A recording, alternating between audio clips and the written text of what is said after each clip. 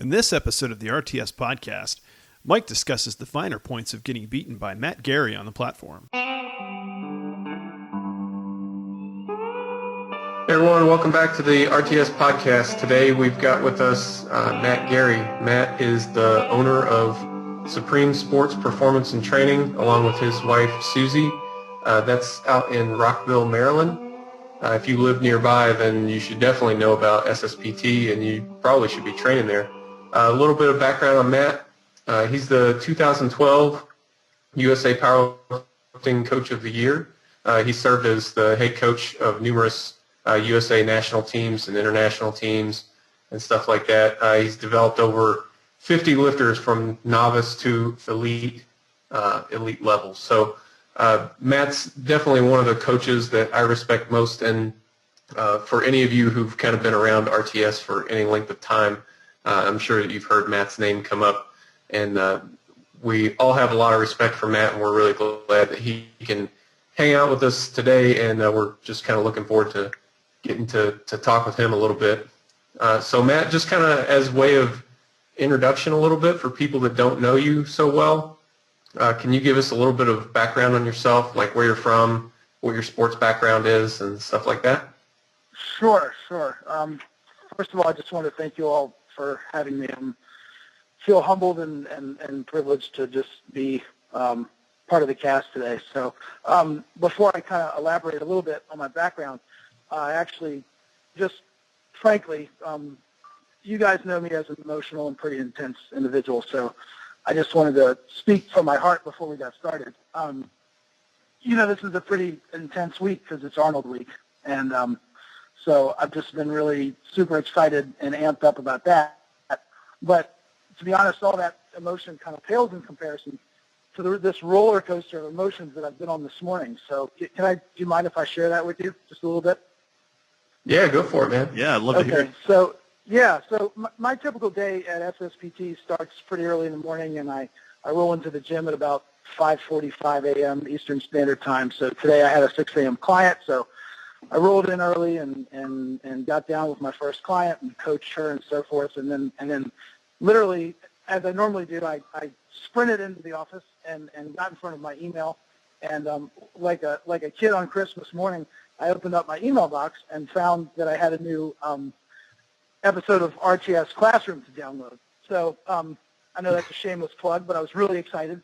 So I was all happy about that and downloaded the episode. And then about an hour later, I saw on the Reactive Training Systems page that the episode 3 of the podcast was up. And I tell you, it's like that feeling when you're going 8 for 8 in the meet and you're walking out for your final deadlift.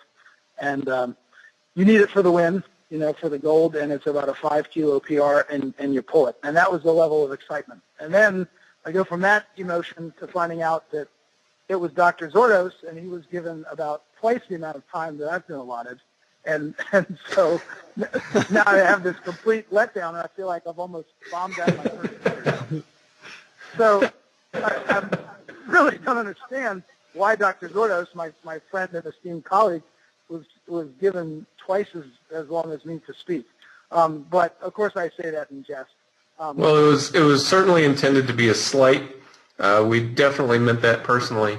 So, well, I do know that it's irrefutable that Mike's list of academic credentials is a mile long and much longer than mine. But to use a powerlifting analogy, and one that he'd be familiar with, is that I think he's hit his lifetime PR in terms of looks and handsomeness and manliness, and I just keep getting better with age.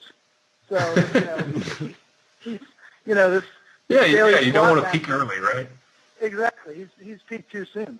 But in any event, I say that exactly. I say that with love behind it. In all seriousness, I guess just a little bit of background about me. I was born in upstate New York in a very small town called Hornell, which is outside of Rochester, which I guess is about an hour from Buffalo.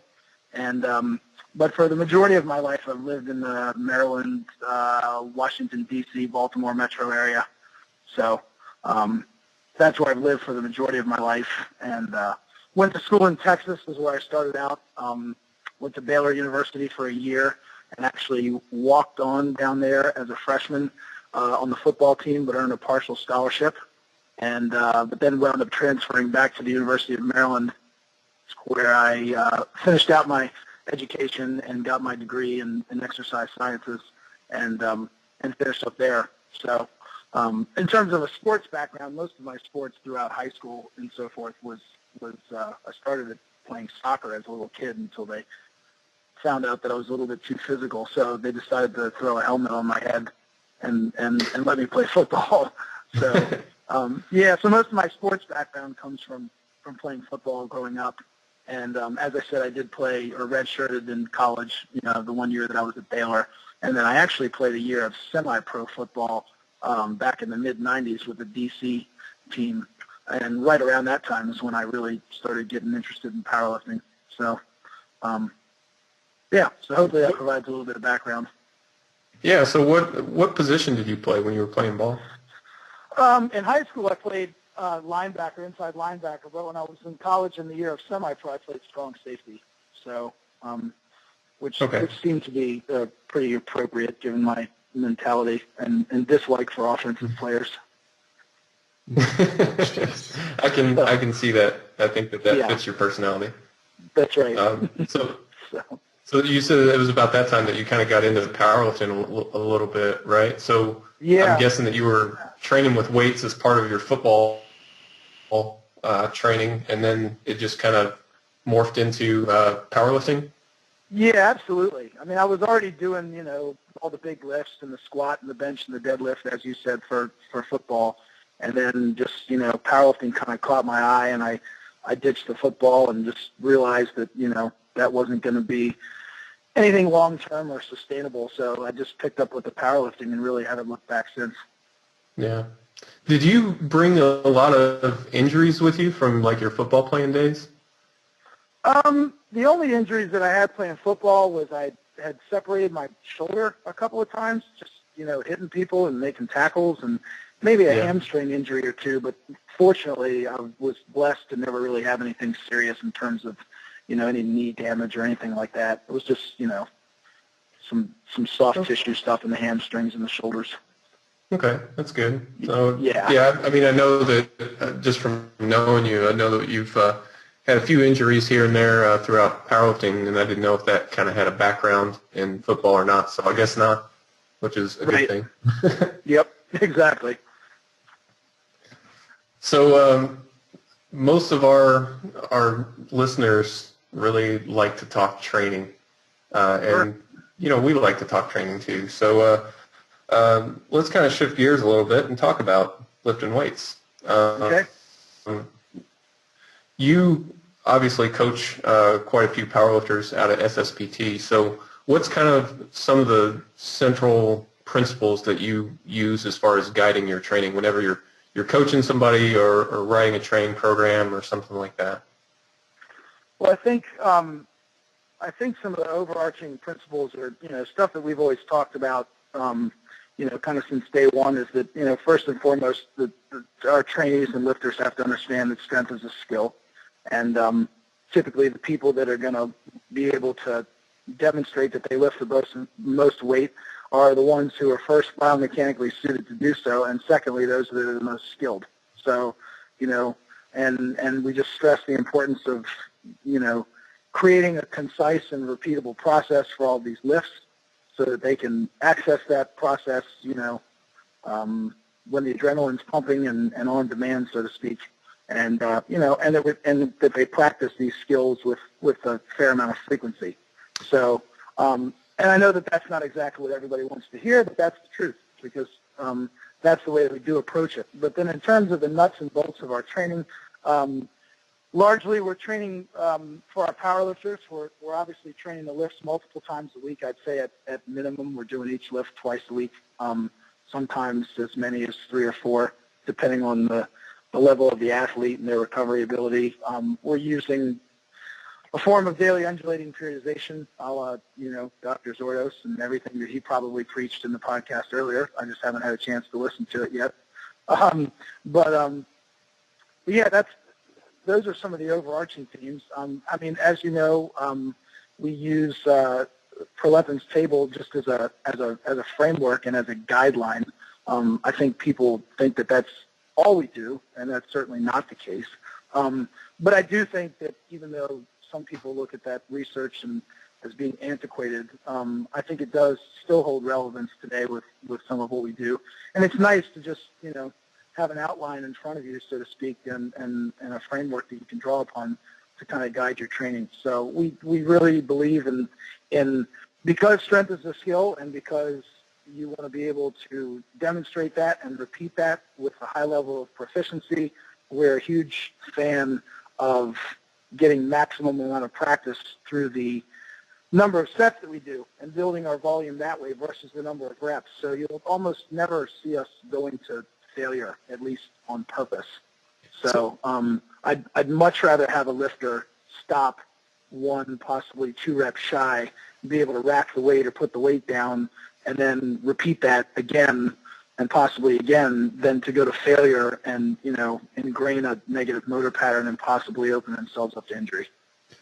So I want to go back to something you said at the beginning of that, and you talk about biological adaptation. You're not really referring to genetics, are you? Yeah. I mean, you mean in terms of people being able to demonstrate how strong they are? Yeah, absolutely.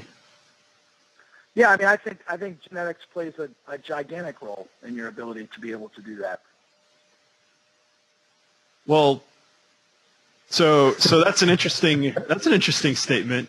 I know Mike has said, a number of times that, genetics obviously has something to do with it, but then you've also written an article on just about genetics and its role in training in general. So, that's kind of an interesting point.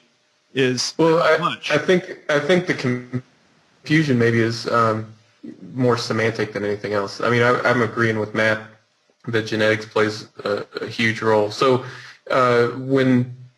whenever we have Matt out for a seminar and he talks about technical considerations, let's say technical considerations for the squat, one of the slides that he shows up that always stands out to me is he'll show like a picture of Mike Coons doing a squat next to a picture of like an NBA level basketball player, and just the differences in lever length alone make it painfully obvious who is better suited to the sport of powerlifting, and similarly who's better suited to the sport of basketball, and we know that lever length is almost entirely genetically determined. So the role of genetics is undeniable, and it plays and it's not just lever length either. Like it does play a tremendous and dramatic role in your overall output. The thing is that it's one of those things that you can't really control. So regardless of whether you have good genetics or bad, like most of us, our goal is just to get as good as we can be. That's right. So it's important to take a realistic view of where you are in reality, but also you don't want to let that limit you. You don't want to let that limit your potential because you focus so much on.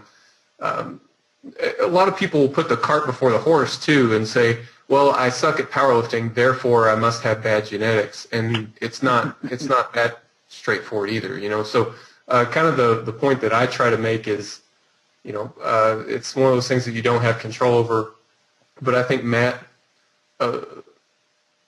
approaches things and speaks to people from a coach's perspective, and that's a different perspective, than thinking of it in terms of an athlete, So if you're an athlete, then you kind of have to think of it as being, it's just you're going to play the cards that you're dealt, But if you're a coach, then you have to be able to take a step back and look at things a little more objectively, and make some considerations, whether they're technical considerations or programming considerations to best suit whatever, the individual that you're working with, basically. Right. So does that about sum it up, Matt? I hate to put words in your mouth, especially when you're right here.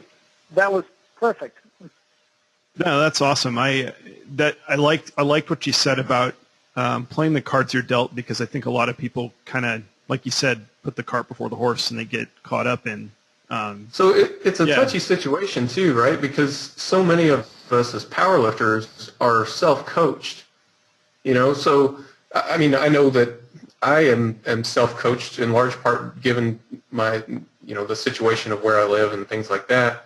So if you're self-coached, that means you have to play both roles. You have to be the athlete when that's required, but then you have to be the coach when that's required. And to shift your mentality so sometimes quickly, sometimes it's from one set to the next. That takes a lot of discipline and a lot of practice, and it's not something that's easy to do. So for people that are self-coached, that's something else. That's just one more consideration that you've got to make,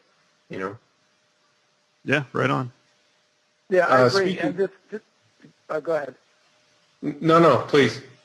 I was just to add on to that. I know because Mike and I have had this conversation before. It's super insulting for somebody to say to somebody who has fantastic genetics, "Oh, you've got it easy. You've got great genetics, and that's why you lift so much." I mean, that's an insult. Because we all know how much Mike, for example, pours into his training, both intellectually, emotionally, spiritually, and then, of course, physically, the consistent hard work and drive and determination. But it's equally as insulting for someone who has superior genetics to tell someone who doesn't, well, you're just not working hard enough. Because there's plenty of people out there who don't have good genetics and aren't as biomechanically suited for a lift, who are busting their tails, but are always going to be basically, there's always going to be a staggered start toward the finish line, right? That person with the long arms and the short torso is in a better position to deadlift more. Does it mean that they will? No, it doesn't. Obviously, training comes into play and so on and so forth. But anyway, so yeah, it's obviously, I think we can all agree that there's a tremendous amount of factors, but, biomechanics being one of them, and effort and consistency, playing a huge, huge part of that as well. Yeah. And yeah, I mean, I think the degree of attention that you need to pay to it kind of depends on what your role of the moment is. And for a lot of us, that role shifts a lot, especially, even if you have a coach. I mean, remote coaching is kind of a thing in powerlifting right now. It's something that we do a lot of, and Matt, I know you do a fair amount of as well. Yep. So even for those athletes, when you're actually in the gym, unfortunately, you don't have a coach there with you. So you still have to take on that coach's role a little bit. You've got to be able to take a step back and say, that set didn't go as well. So even though I really want to try this PR, I know the smart decision is to hold on and wait till next week or something, or whatever the case might be. Getting used to switching those roles is, I think it's part of maturing as a lifter too. Yep. So Matt, you also mentioned Prilipins chart, and I think there's some worthy discussion to be had about Prilipins chart. Mm-hmm. Yeah, I mean, it's funny how things change, right? Because I remember when I was first getting into powerlifting, it was really kind of looked at as, I don't know, just kind of a gold standard. People really seemed to hold Prilipins chart up as it, at least in the circles that I was in early on. It really seemed like, like I don't know, my vocabulary is failing me, but a really awesome standard in terms of training management. Yeah, the end-all be-all. Yeah, right. Yeah, so since then, we've kind of seen things go the other direction, and now people seem to totally discount it, that, it's done for weightlifters, and, you don't know any of the context behind it, which some of that stuff I tend to agree with. But at least in my view, I don't think that it means that we have to throw out the entire chart. I can tell you that in my own training, I tend to just kind of use it in the background, just kind of use it to help me understand where I'm at in terms of volume compared to some sort of standard. As intensity shifts up or down, that chart is easy to use to kind of figure out where your volume is at, if you're above the line or below the line in terms of volume. I think you probably use the chart a little bit more than I do. Do you want to kind of talk about that a little bit? Sure. I think, I think you hit the nail on the head. Just kind of using it in the background in terms of, comparing where your volume stacks up. And I think, for those that are familiar with the table, in the far right column, there's this optimal total number referring to the optimal total number of reps. And, that number is derived from Prilipins research, with weightlifters trying to find, what was the best amount of reps for their weightlifters to achieve maximum results. Well, that, people get way too hung up on that optimal total. I mean, frankly, where I'm using the chart the most is in the reps per set, and, which is the first column next to the intensity. So, and usually just as an example, if you're referring to the chart, that 80 to 89% range, Prilipins recommends doing somewhere between 2 and 4 reps per set, 2 being the minimum and 4 being the maximum.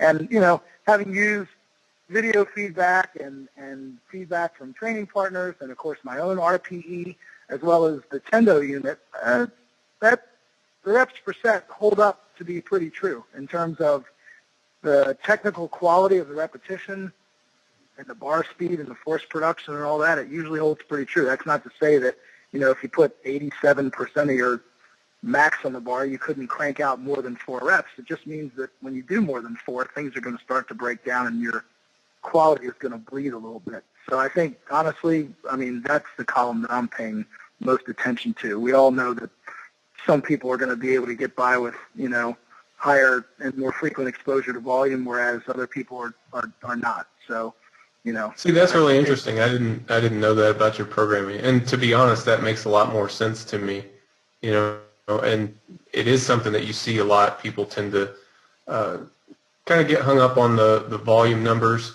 I think they're a good reference point, but that's about the limit for me.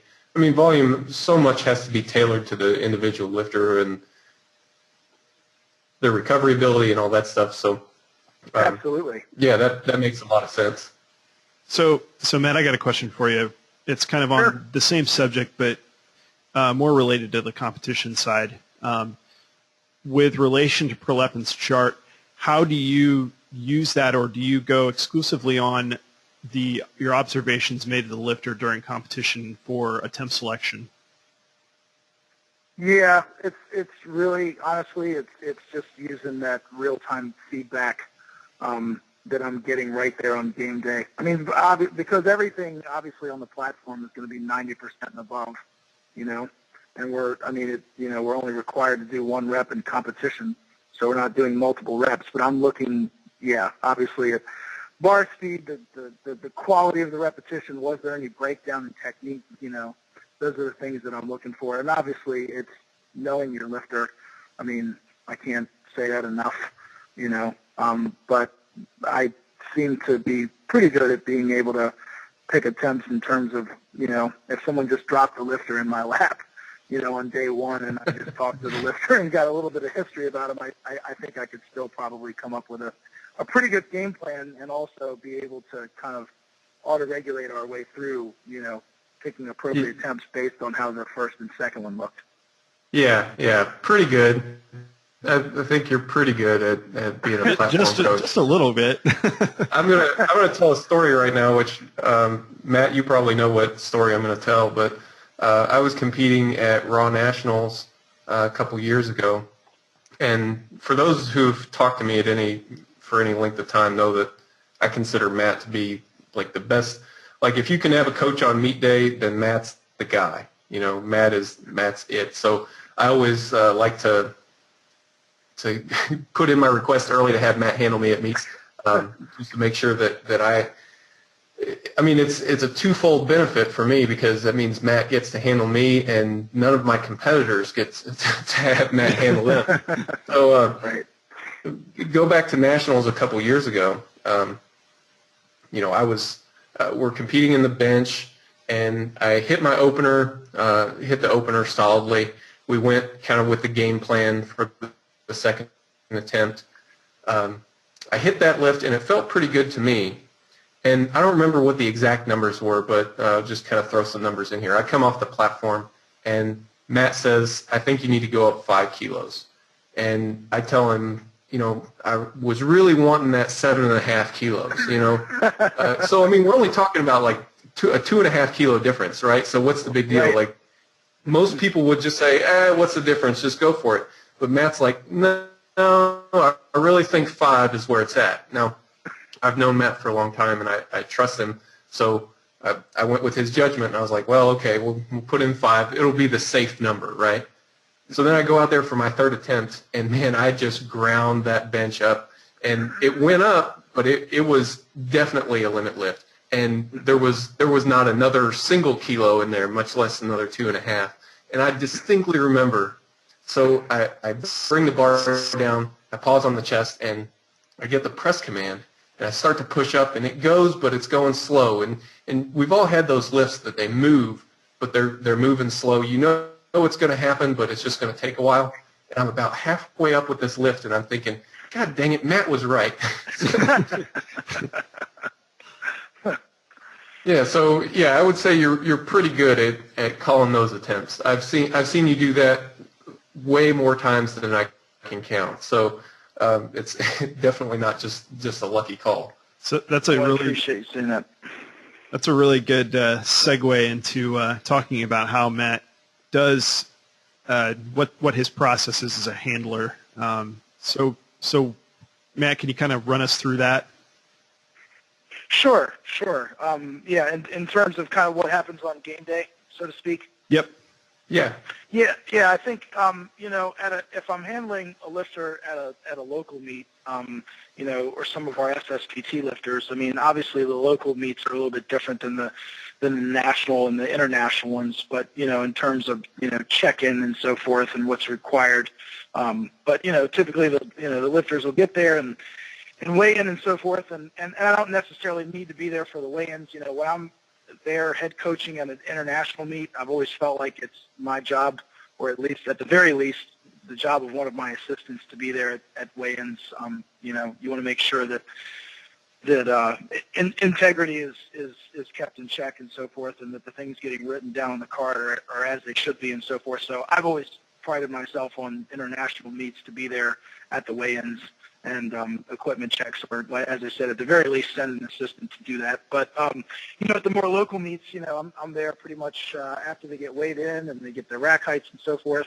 And then the very first thing I do is try to find out what's the flight schedule, immediately ASAP, and that's just going to be able.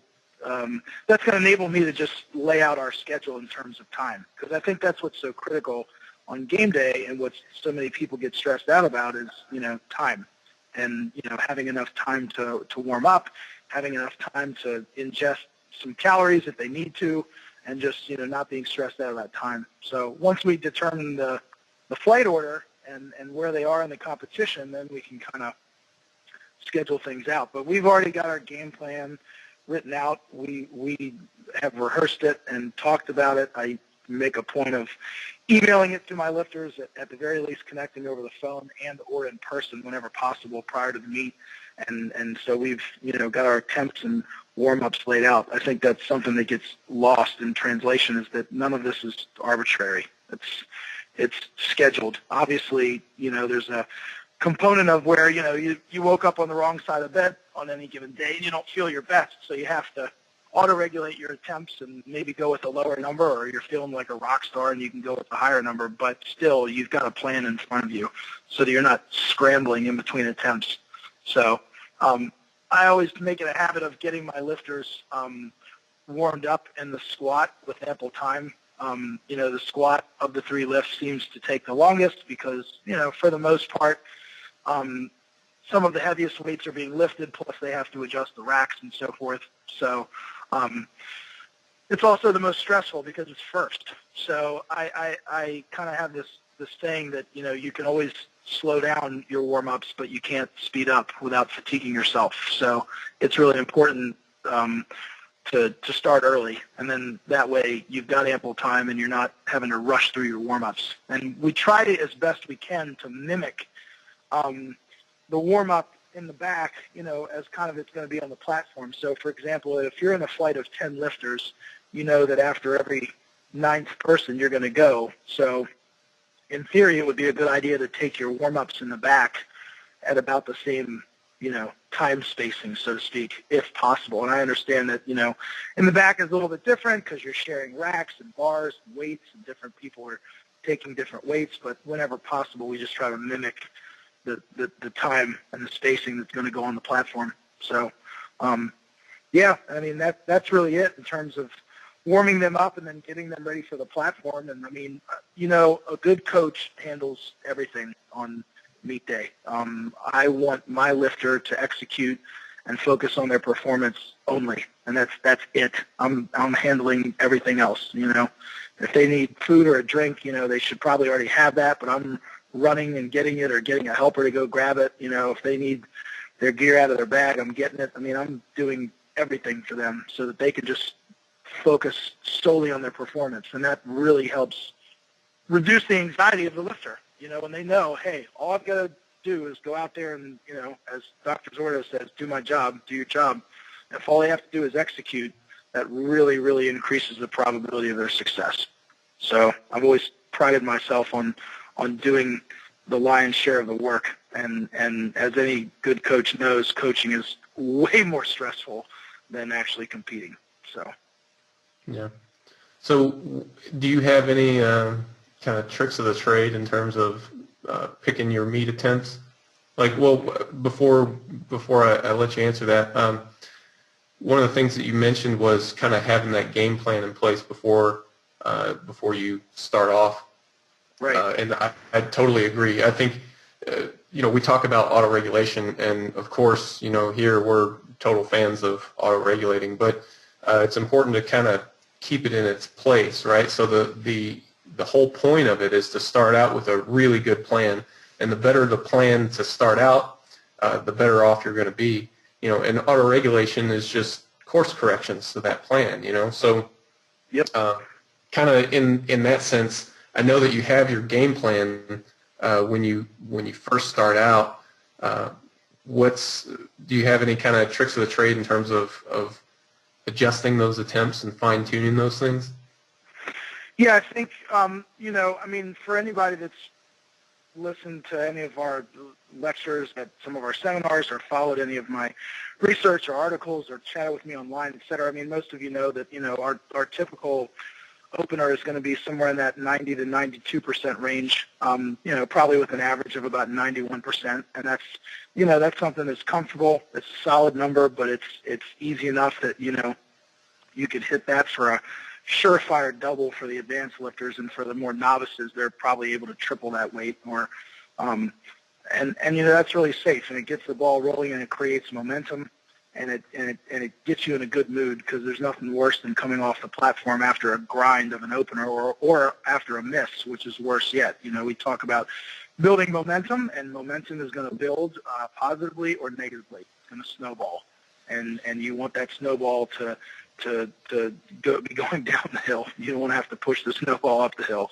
So, but yeah, that's typically where the opener is going to be, and it's right around that 91% range. And assuming that the bar speed is good, and you're coming off the platform, and you're feeling good and confident, and you've met the standard and so forth, then I see no reason why you can't go to your projected second attempt, which again on average is going to be somewhere around a 96% lift, maybe 96.5. We almost never take attempts at more than 97% on the second one, because if you do, you're just using up too much gas in your tank, so to speak. It's too big of a second attempt, and it's going to spend you too much for the third one. You won't have anything left. So that second attempt is usually around 96%. and is a good stepping stone. It's a springboard to a nice third. And I think that's where the biggest amount of auto-regulation probably comes in, is after that second attempt. Because, we talk about upholding the standard, and that fits into a lot of aspects of our life, but in terms of competing, we always talk about you have to make at least 6 lifts. I mean, in my opinion, you've got to get 2 of each. We're not always going to hit our thirds, we're not always going to hit PRs, but you've got to get 2 of each, and that's a satisfactory on-the-line performance. So I think with taking the opener at 91 and the second around 96%, those are lifts that you should make, even on a bad day. And but the biggest amount of auto-regulation probably comes in after that second attempt, right? So you come off and we have a conference there, and we kind of huddle up and make a decision based on that. And hey, look, if it felt good and the bar speed was good and there was nothing wrong technically, then why not put a PR on the bar? But I think what happens, or some of the mistakes that people make, is in terms of having a bad game plan, is they're either chasing a gym PR or a milestone lift versus the next incremental PR. You've got somebody who's squatting 475 pounds, and they're so stubborn that they have to go to 500, without taking, the more incremental PR in between, the 479, the 485, the 490, the 496, et cetera. So, sometimes those milestone lifts are going to come, but, more often than not, you just have to chip away at them. So, yeah. So to put some context on your 91 and 96% attempts, yep. Right. How do you, when do you decide that it's time to test and determine what the 100% lift is? Obviously before the competition, but in your gym, how do you guys do it? Yeah, so typically we're basing those numbers off of meet PRs, but you have to, you also obviously want to base those numbers off of what's been done recently. So I know that we were going to get in that kind of, if you don't mind, I'll segue into something that I know you're going to talk about is mistakes that intermediate lifters make versus, advanced lifters.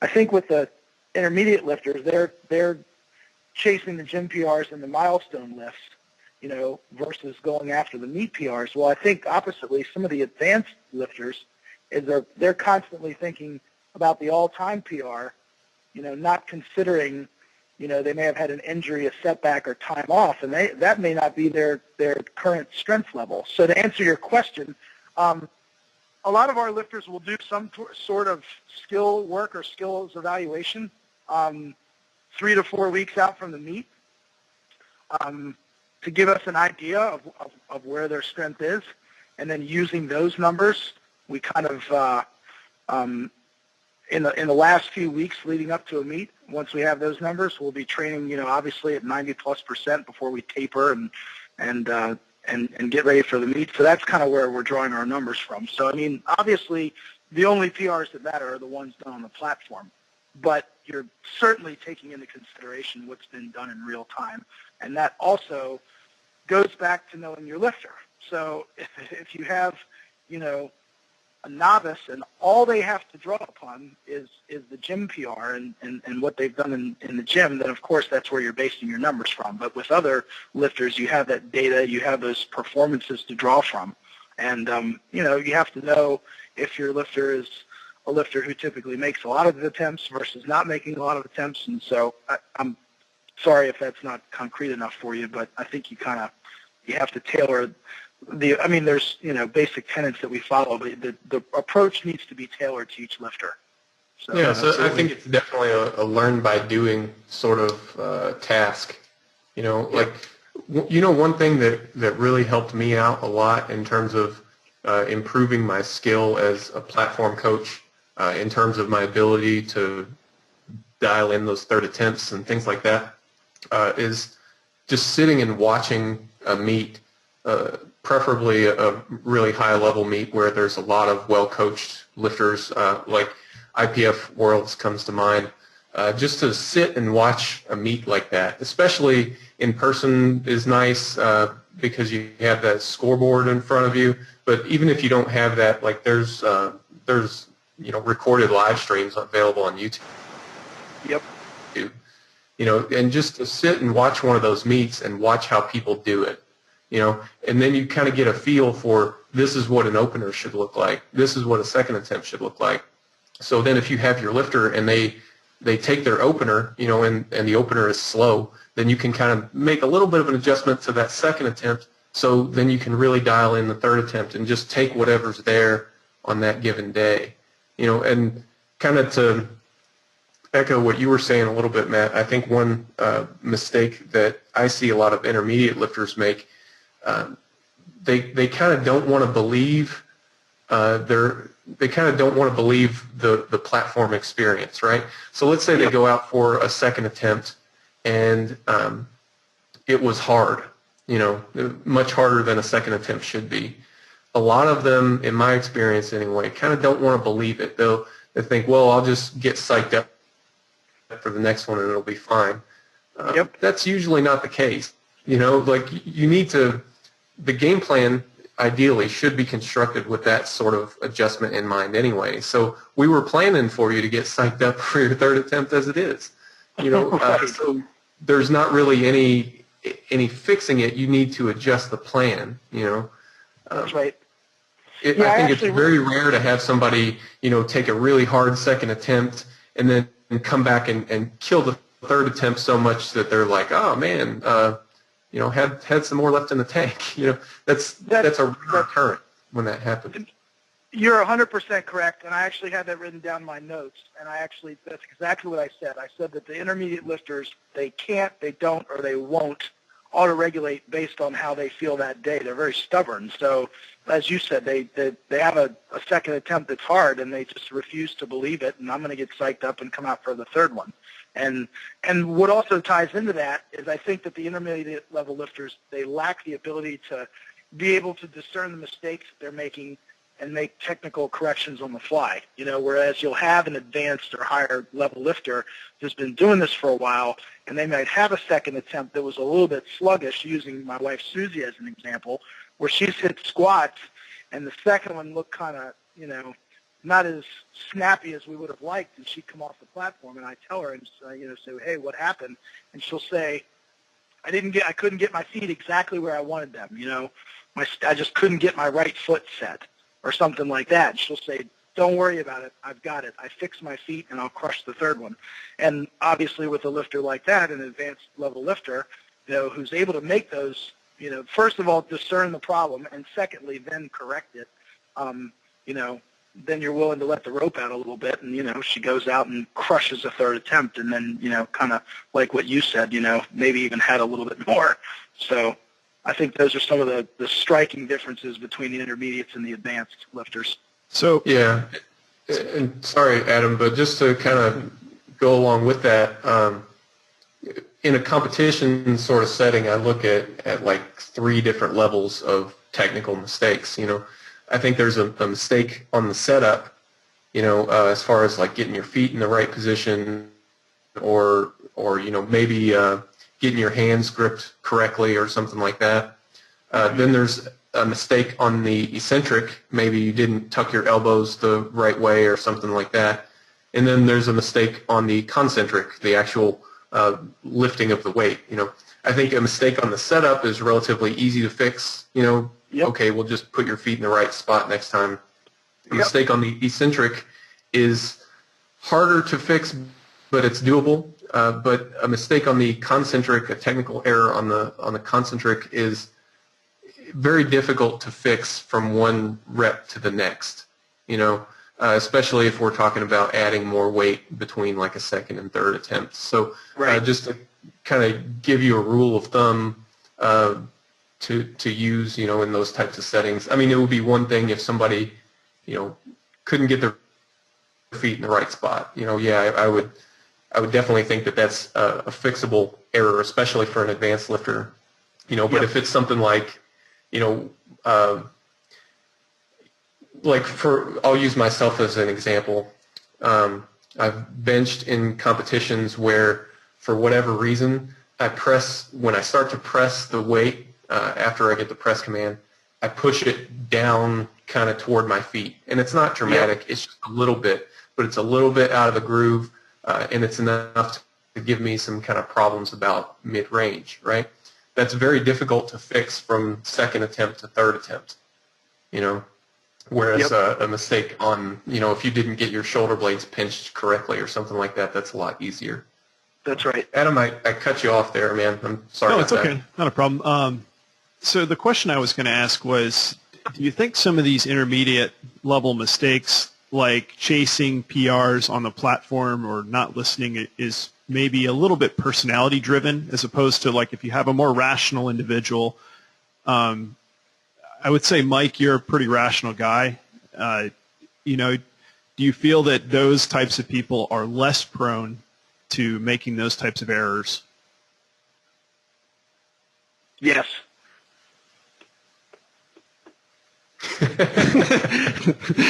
Yes, and I'm not gonna listen. I'm not gonna pull a Mike Zordos and pontificate for another 30 minutes on why I think the answer is yes.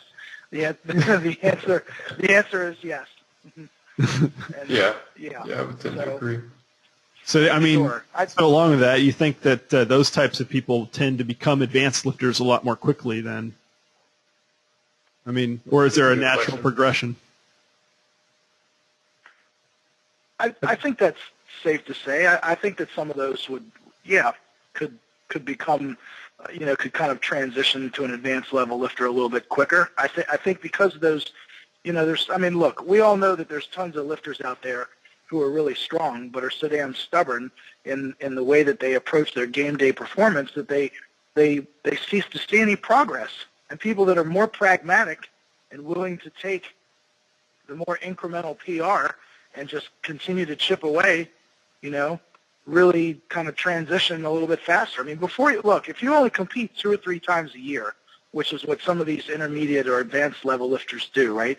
Maybe compete 3 times a year, and you fail to see any progress in one of your lifts. More often than not, it's like the bench press, because that's the one lift where you just have to be so patient to begin with.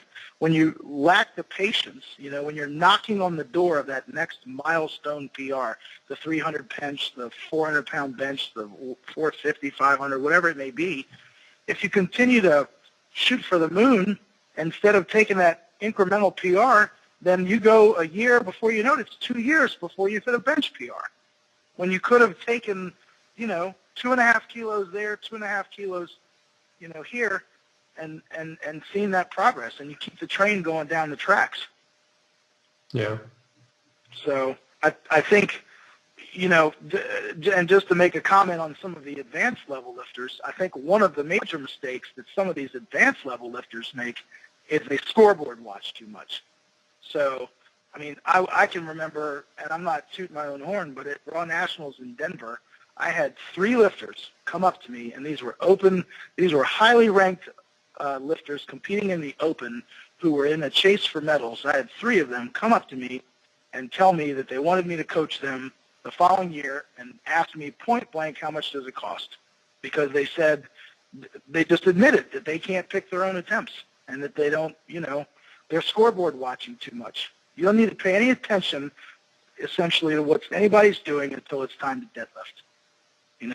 If your competitors, if your competitor's squatting 500 and you only squat 400, guess what? You're not catching them. Just make your lifts, make your 3. Perhaps he or she misses one, and just keep the train going down the tracks. Then when it gets time to the deadlift, then you take a look at the scoreboard. But some of these advanced level lifters can't get their head out of their own rear end, and they're constantly, oh, what's he doing? What's this guy doing? When you just need to worry about your own game plan. So. Well, I feel the need to tell on myself a little bit here. Adam, you paid me quite a compliment, but I was not always a consistent lifter, and I've bombed out of more meets than Matt Gary allows, which he doesn't allow very many to begin with, but I've definitely done that, and I've been very close to bombing out of more meets than that because I am really stubborn, just in general, in life in general. But I should know that by now. I've worked with you this long. Yeah. Yeah, I am really stubborn, and it took me a long time to kind of get into a rhythm and find a method that was making consistent lifting happen for me. The method that I follow now is very similar to what Matt talks about. And of course, like I said, I like to have Matt coach me on game day anyway. So, yeah, it's definitely made a huge and positive impact on my end. But just we'll go ahead and throw that out there that I wasn't always this way. And we're starting to run out of time a little bit. But speaking of not always being this way, Matt, I wanted to get your take on something real quick. As we've talked about before, it turns out that you and I have competed against each other, way back in the day. Before we ever met, before we even knew about each other. So do you want to tell everybody about the time that you beat me in a meet? I would be more than happy to. As a matter of fact, it's probably the moment of the podcast I've been looking forward to the most. No, of course, I'm teasing. If I recall correctly, it was the 2003 USAPL Maryland State Championships, and it was at the Naval Academy. And I believe that the meet was held in conjunction with wasn't it a tri-service meet? Yes, it was. Yeah, so I guess we had Army and Air Force and the Naval Academy lifting, and gosh, the meets seemed to just drag on forever. I think I wound up pulling my last deadlift at like 10 minutes after 11 or something. Sounds about right. Yeah, that meet just never ended.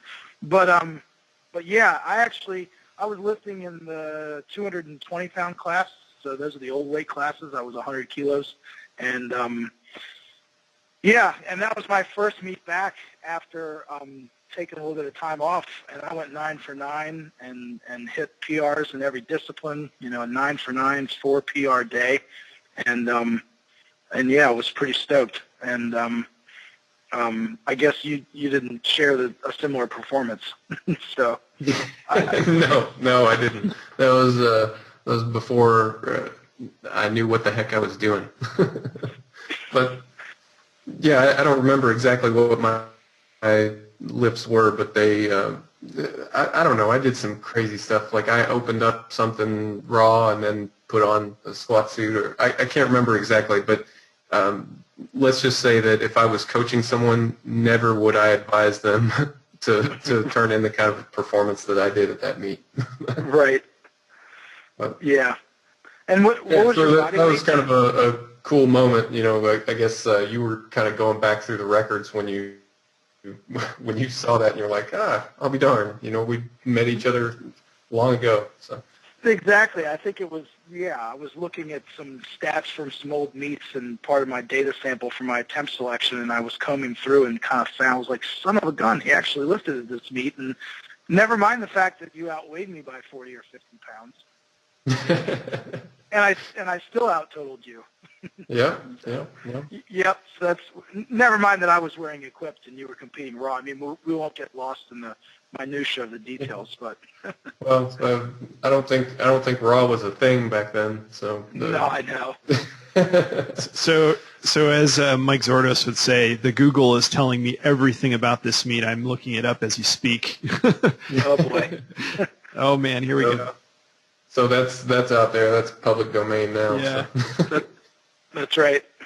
So Matt, where can people go to kind of connect with you? I know you do some Facebook stuff. What's your preference here? Yeah, I mean, they can connect with me, obviously on Facebook. I'm just listed under my name, Matt Gary. We've got our SSPT Facebook group page, which is just listed under Supreme Sports Performance and Training.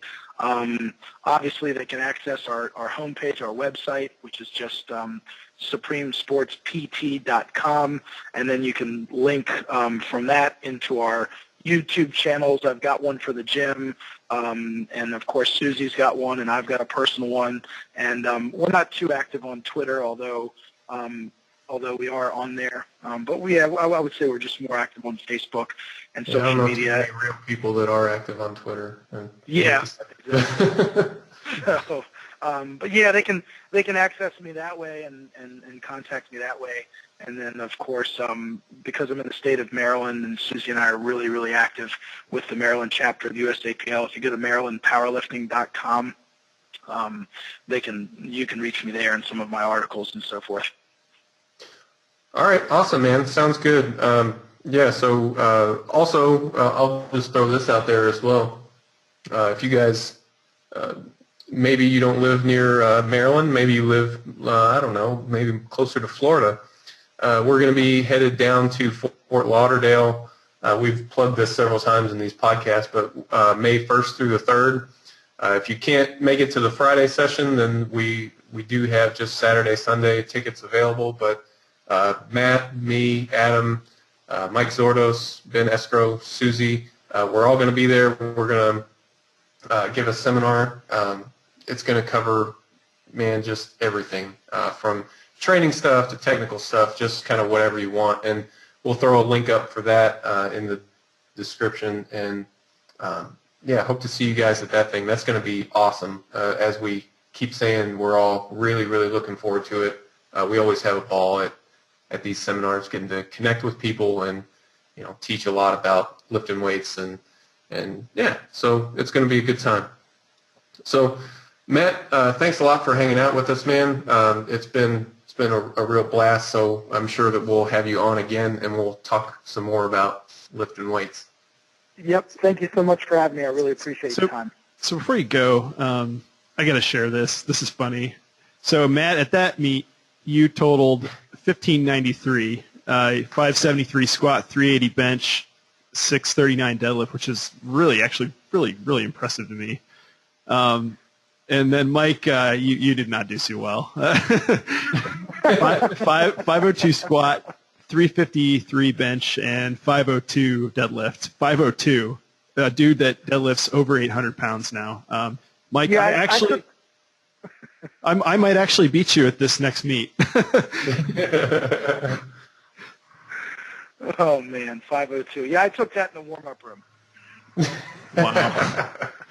Well, I think I was still deadlifting sumo at the time, and probably only deadlifting once a month, I think was what was in fashion. So I do have some excuses, as Zordo said in the last one. You know, we were all young and made some mistakes. So hopefully we've learned from those. Amen. Yeah. So all right, that's definitely all the time we've got. But thanks again, Matt. Thanks for hanging out with us, and we'll definitely make sure to do this again. All right, guys. Thanks again. Awesome. Yep.